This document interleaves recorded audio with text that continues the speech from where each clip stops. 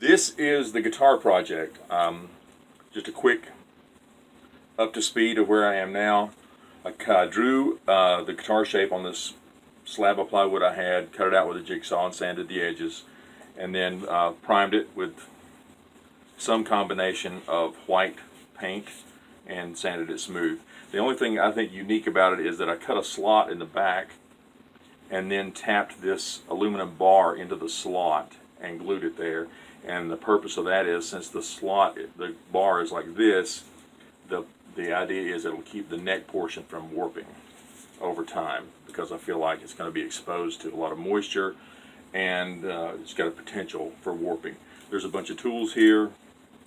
If you have any questions, post them. I'll try to answer them as best I can. And most of them are just improvised tools.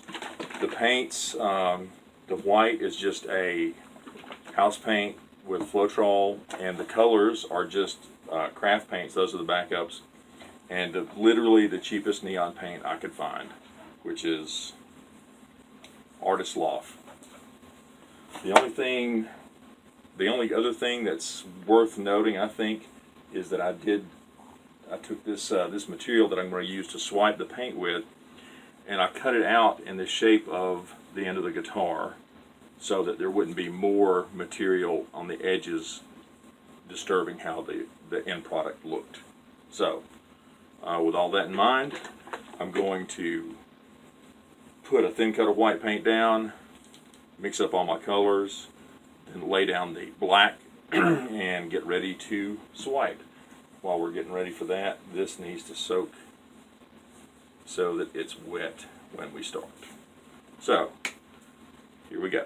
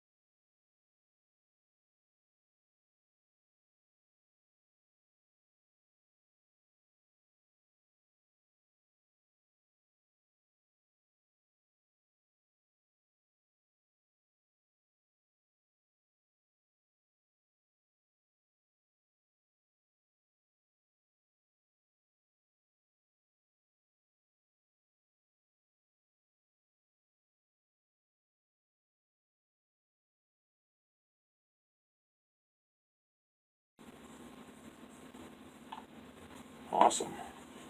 More than enough paint. Can fix an error if I need to.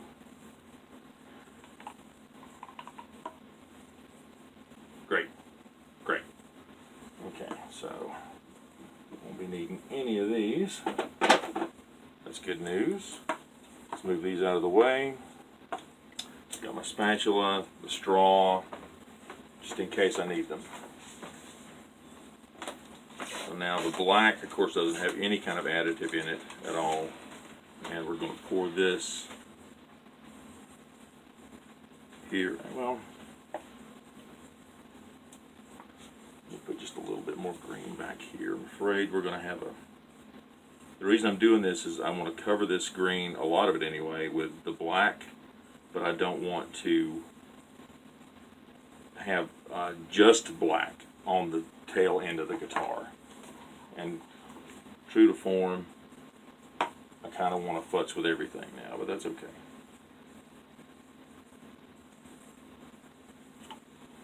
Okay, so that's what it's going to look like before the swipe. And then we're going to take some black, put it right back here on the edge of the guitar.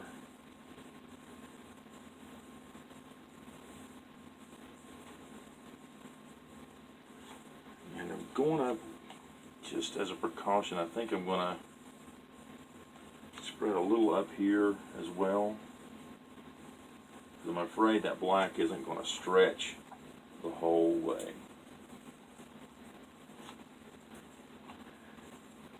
That's what I'm afraid of.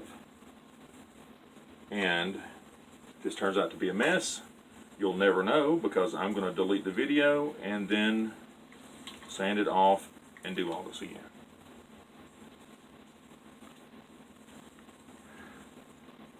Okay, here we go.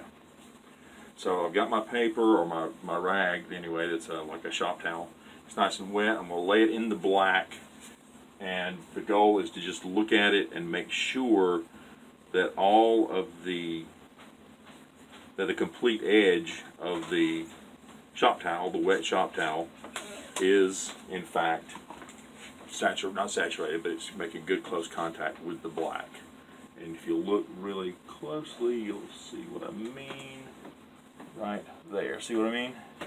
See how it's all in contact? Now here we go.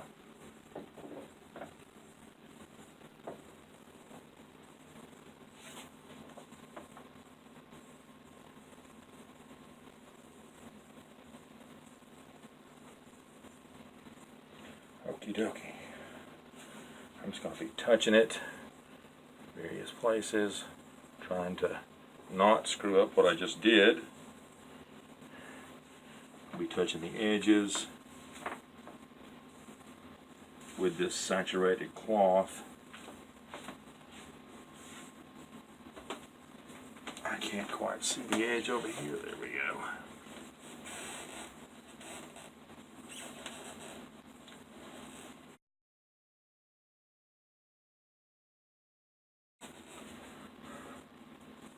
This looks like the start of what I want.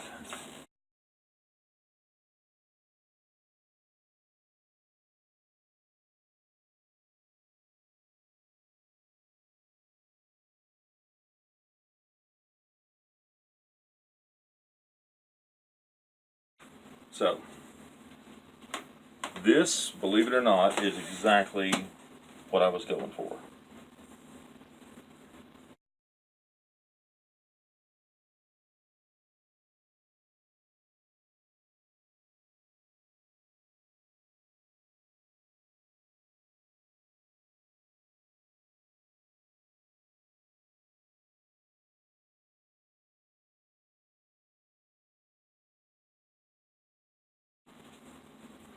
This is the swipe. Technically, that's all there is to it. But I'm going to apply the torch in hopes of popping some cells up.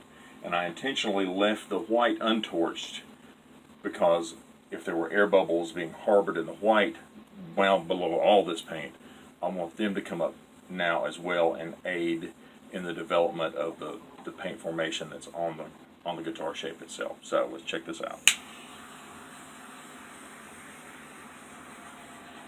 And those little bitty pops you're seeing are little air bubbles popping, I think.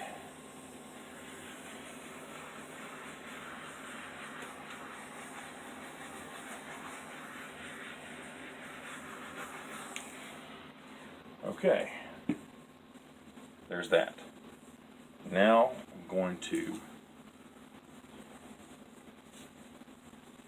take the spatula and just monkey around with it where I think I need to, where I think that I can, which is not really a whole lot of places.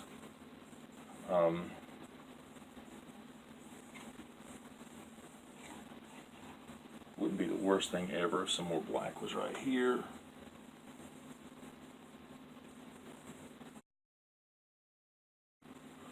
You see how thick that paint is, huh? It's okay though. That's all right. And what I'm going to do now is just pick it up and just, I don't really want to stretch it like it's a regular wall piece. I just want to try and do a little something to even it out thickness wise.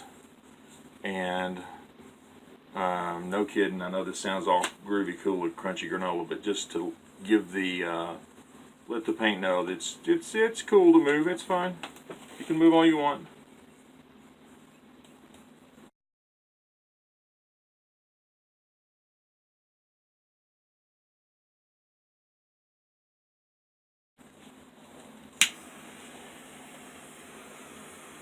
See that? The heat's really making those pop up.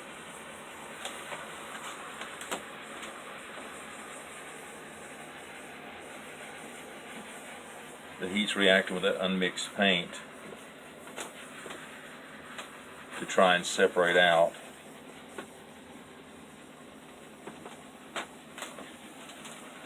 I think there could have been a little bit more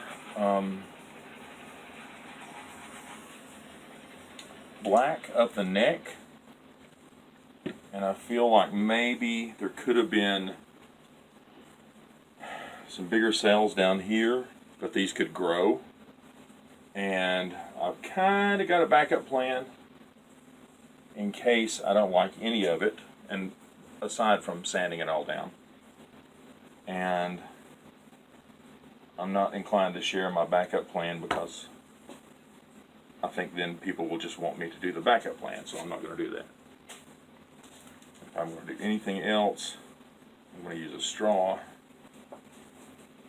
that I should probably wipe the paint off of first.